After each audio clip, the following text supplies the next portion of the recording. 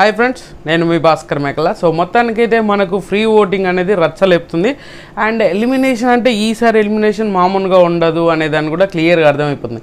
ఎందుకంటే ఆ range voting అయితే ఉంది. సో మామూలుగా మనం ఎక్స్పెక్ట్ చేసిన దానికంటే ఎక్కువగా ఓటింగ్ అనేది అవుతుంది ఈసారి. తగ్గాఫర్ ఎవరైతే మనం అనుకుంటున్నామో స్ట్రాంగ్ కంటెంటర్ అనుకుంటున్నామో వాళ్ళు ఖచ్చితంగా ఈసారి నామినేషన్లో ఉన్నారు. అండ్ విష్ణుప్రియ, నిఖిల్, సో వీళ్ళిద్దరు వెరీ స్ట్రాంగ్ కంటెంటర్ కదా. సో బయట గట్టిగా ఉన్న కంటెస్టెంట్స్.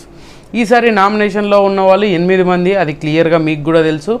ఈ 8 మందిలో ఈసారి ఒక క్లారిటీ, అసలు డే 1 ఫ్రీ ఓటింగ్లోనే అసలు జనాలకి పిచ్చెక్కే స్ట్రాటజీ లెక్క తెలిసిపోతుంది క్లియర్గా. ఏంది ఈసారి ఎవరు ఎలిమినేట్ అవుతారు అనేది కూడా ముందే చెప్పేయచ్చేమో. ఆ రేంజ్లో ఓటింగ్ అనేది జరుగుతూ ఉంది. బట్ క్లియర్గా మాట్లాడుకుందాం. అంతకంటే ముందు మీలో ఎవరైనా మన ఛానల్ ఫస్ట్ టైం చూస్తున్నట్లయితే సబ్స్క్రైబ్ చేసుకోండి. అండ్ లేట్ చేయకుండా వీడియోలోకి వెళ్దాం. నిఖిల్, సో ఈ సోనియా ఇష్యూ ఏమో కానీ బాగా హౌస్లో బాగా రచ్చ నడుస్తుంది సోనియాది. సో మ్యాక్సిమం నిఖిల్ టాప్లో ఉన్నాడు. అండ్ 24% తోటి ఈ సోనియాతోటి ఇప్పుడు విన్నర్ అయ్యే ఛాన్స్ నుంచి బిస్కెట్ అవుతాడా అంటే కూడా అది కూడా ఆ ఛాన్స్ కూడా ఉంది. ఎందుకంటే విన్నర్ క్వాలిటీస్ ఉన్న క్యాండిడేట్. సో సోనియాకి బాగా కంప్లీట్గా అదైపోతున్నాడు. రాను ఎక్కడికో వెళ్ళిపోతుంది ఈ సిచ్యువేషను. సో అది కొంచెం తగ్గించుకుంటే మన నిఖిల్కి చాలా బాగుంటుంది అనేది నాకు పర్సనల్ అభిప్రాయం. ఎందుకంటే విన్నర్ క్వాలిటీస్ ఉన్న పర్సన్ ఈ సోనియా ఎప్పుడైతే కనెక్ట్ అయిందో అప్పటి నుంచి అక్కడే తిరుగుతూ ఉన్నాడు అనమాట. ఆ మ్యాటర్ అంతా ఏంటంటే సోనియా. సో మనోడుకున్న క్యాపబిలిటీని ఆటోమేటిక్గా తొక్కేసే పరిస్థితికి వచ్చేసింది. అండ్ ఎదుటి వాళ్ళకి అది అడ్వాంటేజ్ అవుతుంది. సో 24% తోటి మనోడైతే టాప్ పొజిషన్లో ఉన్నాడు. అండ్ తర్వాత పొజిషన్ వచ్చేసరికి విష్ణుప్రియ ఉంది. విష్ణుప్రియ కూడా very strong contender. And previous week చూసుకుంటే మొత్తం కంప్లీట్గా ఆమె టాప్లోనే ఉంది. అండ్ 30+ ఓటింగ్ అనేది ఆమెకైతే జరిగింది. సో ఆ విధంగా బేస్ చేసుకుంటే ఆమె వెరీ స్ట్రాంగ్ కంటెంటర్. ఇప్పుడు కూడా ఫ్రీ ఓటింగ్లో అనేది విష్ణుప్రియకి 21% ఉంది. సో ఈమె కూడా కొంచెం ఎక్కువగా లవ్ ట్రాక్ కోసం బాగా ట్రై చేస్తుంది. బట్ అది వర్కౌట్ అవ్వట్లేదు. దానికంటే ఈమె ఇండివిజువల్గా గేమ్ ఆడి ఇండివిజువల్గా ఉండి ఇండివిజువల్ స్టాండ్ తీసుకోవడం వల్ల బాగా యూజ్ అవుతుంది. అండ్ ఓటింగ్ పర్సంటేజ్ కూడా పెరుగుతుంది. బట్ ఇది ఫ్రీ ఓటింగ్ కాబట్టి విష్ణుప్రియకి ఈ ఓటింగ్ అంటే మన నిఖిల్కి విష్ణుప్రియకి ఇద్దరికి ఎంత 3% ఓటింగ్ అనేది డిఫరెన్స్ ఉంది. ఇంకా వేరే రేంజ్లో ఉండే ఛాన్సెస్ ఎక్కువ ఉంది. అంటే ఇద్దరికి తగాఫర్ నెక్ టు నెక్ జరిగే ఛాన్సెస్ కూడా ఉంది. సో అందుకనే విష్ణుప్రియ ఫ్యాన్స్ అయితే చాలా యాక్టివ్గా ఉంటున్నారు సోషల్ మీడియా మొత్తంలో. సో తర్వాత వచ్చేసరికి ఇక్కడ నాకు ఇంట్రెస్టింగ్ టాపిక్ ఏంటంటే లాస్ట్ వీక్ సింపతి వర్కౌట్ అయింది. ఈ వీక్ మరి ఈ సింపతి కంటిన్యూషన్ అయిపోతూ ఉందా, మరి ఏం జరుగుతుంది? సో మణికంఠ 3rd పొజిషన్లో ఉన్నాడు. సో లాస్ట్ వీక్లో విష్ణుప్రియ తర్వాత ఉన్నది మణికంఠని, ఇప్పుడు కూడా 3rd position. So 3rd position అంటే మామూలు విషయం కాదు. అంటే ఆ సింపతి ఏదైతే ఉందో అది వర్కౌట్ అవుతున్నట్టు ఉంది. సో బాగా గ్రాప్ చేసి పెట్టుకున్నాడు ఆడియన్స్ని బాగా చేసి. సో మొత్తానికైతే మనోడు సైడ్ తిప్పుకుంటూ ఉన్నాడు అనమాట.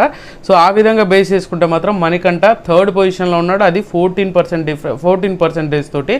14% అంటే మామూలు ఓటింగ్ ఏం కాదు. ఎందుకంటే మిగతా వాళ్ళు ఈయనకంటే మంచి క్యాండిడేట్స్ ఉన్నారు. శేఖర్ భాష ఉండని, నైనిక అవని, సీత అవని, సోషల్ మీడియాలో బాగా తెలిసిన నేము.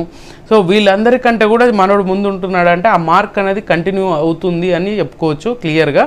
సో అందుకే చెప్తున్నాను. సో మ్యాక్సిమం మనోడైతే 100% ఈసారి కూడా సేవ్ అయ్యే ఛాన్సెస్ ఎక్కువగా అనిపిస్తున్నాయి నాకైతే. సో నిఖిల్, విష్ణుప్రియ, మణికంఠ వీళ్ళు ముగ్గురు సేవ్ అయ్యే ఛాన్సెస్ ఎక్కువగా ఉంది నాకు అనిపించింది. ఎందుకంటే మనోడి ఈ సింపతి వర్కౌట్ అనేది కంటిన్యూషన్ నడుస్తూనే ఉంది అనమాట. సో తర్వాత పొజిషన్ వచ్చేసరికి శేఖర్ భాష ఉన్నాడు. శేఖర్ భాషకి 10% ఓటింగ్. మనోడి పరిస్థితి ఏంటంటే హౌస్లో ఎంటర్టైన్మెంట్ ఇస్తున్నాడు. అండ్ హౌస్లో ప్రతి దాంట్లో మనోడు ఉంటున్నాడు. ప్రతి దాంట్లో మనోడు ఇన్వాల్వ్మెంట్ ఉంటుంది. ప్రతి సిచ్యువేషన్లో ఏ టాపిక్ అన్నా కానీ దాంట్లో అక్కడ ఉంటున్నాడు. ఎవరైనా ఇండివిజువల్గా ఉన్నా కూడా వాళ్ళతో వెళ్ళి మాట్లాడడం, ఇంటరాక్షన్ అనేది చాలా ఇంపార్టెన్స్. స్క్రీన్ స్పేస్ కూడా ఎక్కువగా ఉంటుంది. బట్ శేఖర్ భాషకు బయట ఫాలోయింగ్ కూడా చాలా ఎక్కువ. అయినా కూడా ఓట్ బ్యాంక్ అనేది కన్వర్ట్ చేయలేకపోతున్నారు. ఎందుకు అంటే ఆయన ఫ్యాన్స్ అవని ఎందుకు కన్వర్ట్ చేయలేకపోతున్నారు? అండ్ ఇక్కడ లాజికల్గా ఏంది అంటే లాస్ట్ వీక్లో శేఖర్ భాషనే లీస్ట్లో ఉండే, చాలా పోల్స్లలో చాలా యావరేజ్గా తీసుకున్నట్టు లీస్ట్లో ఉండే. సడన్గా లాస్ట్ మూమెంట్లో శేఖర్ భాష సేవింగ్ అంటే బేబక్క కిందికి వచ్చేసింది. పృథ్వీ, బేబక్క కిందికి వచ్చారు. సో ఆ విధంగా ఏమన్నా ఈయన పిఆర్ ఏమన్నా స్టంట్లు చేస్తుందా అంటే చెప్పలేము. బట్ ఇప్పటివరకున్న యాజ్ ఆఫ్ నౌ ఇప్పటివరకున్న ఫ్రీ ఓటింగ్ అయితే 10% ఓటింగ్ తోటి శేఖర్ భాష 4th ప్లేస్లో ఉన్నాడు. అండ్ 5th ప్లేస్ వచ్చేసరికి ఆదిత్య ఓం. ఆదిత్య ఓం నిన్న చేసిన నామినేషన్లు అయితే మెంటలెక్కించండి. ఏం మాట్లాడుతుంటారా బాబు అనే దగ్గర నుంచి ఏదేదో జరిగిపోతుంది అనే స్టేజ్కి తీసుకొచ్చేసి మొత్తానికి శేఖర్ భాష తర్వాత పొజిషన్ వచ్చేసరికి ఆదిత్య ఓం 9% తోటి ఆదిత్య ఓం ఉన్నాడు. బట్ ఆదిత్య ఓంకి ఈ పర్సెంటేజు ఏదైతే శివాజీ గారిలాగా ఉండాలి అని అనుకుంటున్నాడో అది ఖచ్చితంగా మనోడు చెయ్యాలి అని అంటే ఈ పర్ఫార్మెన్స్ సరిపోదు అనేది నాకు అనిపించింది. సో మీకేమనిపించింది కామెంట్ చేయండి. శేఖర్ భాషని నామినేట్ చేయడము, అభయ్ని నామినేట్ చేయడము, ఈ సడన్గా మా ఫ్రెండ్సే నా ఫ్రెండ్సే అని వాళ్ళని నామినేట్ చేయడం ఎందుకు? కొంత నెగిటివిటీ కూడా ఉంటుంది. ఏదైతే మన ఫ్రెండ్స్ అని చెప్పారో ఆ ఫ్రెండ్స్ ఎందుకు నామినేట్ చేశారు, ఏం మనోడేంద్ర తిక్క చేస్తున్నాడు అనే దాంట్లో ఉంటుంది ఆడియన్స్ పాయింట్ ఆఫ్ వ్యూలో ఆలోచిస్తే. సో అందుకనే అలాంటివి కొంచెం తగ్గించుకొని చాలా స్ట్రాంగ్గా ఫోకస్ పెడితే మనోడు కూడా చాలా మంచి కంటెస్టెంట్ అవుతాడు, మంచి ఓటింగ్ కూడా పెరుగుతుంది అనమాట. సో తర్వాత వచ్చేసరికి నైనిక ఉంది. నైనిక కూడా 9% ఓటింగ్ పడుతుంది. ఏంటి నైనిక పాపం ఆమె ఎంత కష్టపడుతున్నా ఏం చేసినా స్క్రీన్ ఫుటేజ్ అయితే ఎక్కువ రావట్లేదు నైనికకి. అండ్ ఏదైతే మన క్లైన్ చీఫ్ ఉంది కదా, సో ఆ చీఫ్గా ఉన్నప్పుడు కొన్ని విషయాల్లో డెసిషన్ సరిగా తీసుకోలేదు. ఇలాంటివన్నీ చాలామంది ఎలిగేషన్స్ చేస్తున్నారు. వాళ్ళ టీంలో వాళ్ళే కొన్నిసార్లు సీరియస్ అయిపోతున్నారు. ఆదిత్య ఓం కూడా మాట్లాడాడు కదా, సో ఈమె మన చీఫే వేరే వాళ్ళను గ్రేట్ అని వేరే వాళ్ళను మంచిగా అది చెప్పడము అంటే కరెక్ట్ కాదు కదా. సో నాకు ఈ టీంలో ఉండాలనిపించింది. ఇట్లాంటివి కొన్ని ఆమె స్టాండ్ తీసుకొని చేయాలి. టాస్క్ అంటే టాస్క్లో బీభత్సంగా ఆడేస్తే గెలవరు. నేను ఈ టాపిక్ ముందు నుంచి కూడా చెప్తున్నాను. టాస్క్లో చించి పడేసినంత మాత్రాన బిగ్ బాస్ ఏం గెలవరు. ఆడియన్స్కి అంత కనెక్టివిటీ పెద్దగా ఏమి ఉండదు. లాజికల్ పాయింట్గా మైండ్ గేమ్ ఆడిన వాళ్ళకి ఎక్కువ ఇంపార్టెన్స్ ఉంటుంది, ఎక్కువ స్క్రీన్ స్పేస్ అనేది ఇస్తూ ఉంటుంది. లేదు అంటే ఇంకా నోటికి వచ్చింది వాగుతూ ఉంటే వాళ్ళకు కూడా వస్తుంది. ఆ రెండు విధాలుగా ఉంటుంది, నెగిటివ్ ఆర్ పాజిటివ్. సో అందుకనే చెప్తున్నాను. సో నైనికాకి 9% ఓటింగ్ అనేది నడుస్తూ ఉండేది. తర్వాత వచ్చేసరికి కిరాక్ సీత. ఈమె కిరాక్ సీతకి ఇంత క్రేజ్ ఉంది, తీరా చూస్తే ఈసారి కిరాక్ సీతని పంపించేస్తారా ఏంది అలా కూడా ఉంది నాకు అనిపిస్తుంది.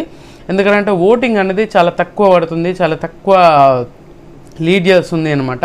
సో ఈమె ఫ్యాన్స్ అనేది ఇంకా యాక్టివ్ అయ్యారా లేదా తరకంటే నిన్న ఏదైతే నామినేషన్లో మాట్లాడిందో సోనియాతోటి ఆ టాపిక్ అయితే బాగా అంటే డిఫైన్ చేసుకోగలుగుతుంది. ప్రతిదీ కూడా క్వశ్చన్ చేసే విధానంలో వెరీ స్ట్రాంగ్ కంటెంటర్, గట్టిగా క్వశ్చన్ చేస్తుంది. అది బాగా వర్కౌట్ కూడా అవుతుంది. అది కొంచెం ఆలోచిస్తే ఆమె కొంచెం అంటే లాజికల్గా మాట్లాడితే జనాలకి తొందరగా ఏమంటారు రిజిస్టర్ అయిపోతారనమాట. సో ఆ బేస్ మీద చూసుకుంటే మాత్రం సీతకి చాలా ఛాన్సెస్ ఎక్కువగా ఉన్నాయి. చాలా తొందరగా గ్రాఫ్ చేసుకునే పవర్ ఉంది.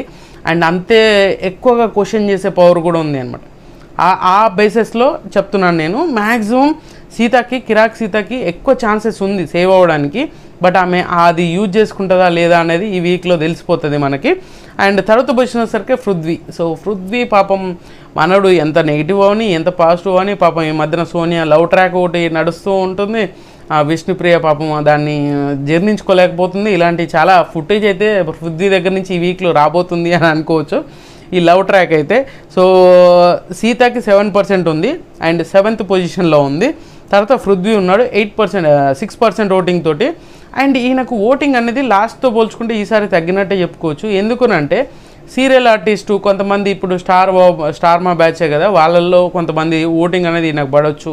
సో ఈ విధంగా చూసుకుంటే మనోడు ఇండివిజువల్ ఫ్యాన్ బేస్ ఉన్నా కూడా ఓటింగ్ అనేది పడట్లేదు. బట్ ఇక్కడ చాలా ట్రిక్స్ ఉంటాయి. అండ్ పిఆర్ టీములు చాలా స్ట్రాంగ్గా ఇప్పుడు వచ్చిన వాళ్ళు చాలా గట్టి పిఆర్ టీంలతో వచ్చారు. సోనియా అవని అండ్ పృథ్వీ కూడా పిఆర్ టీం ఉంది గట్టిగానే. అట్లా కొంతమంది చాలా గట్టిగా పిఆర్ టీములు పెట్టుకొని నడుస్తూ ఉంది, ముందుకు తీసుకెళ్తూ ఉన్నారు. సో ఫ్రీ ఓటింగ్ అనేది ఈసారి ఖచ్చితంగా వెరీ ఇంట్రెస్టింగ్గా ఉంది.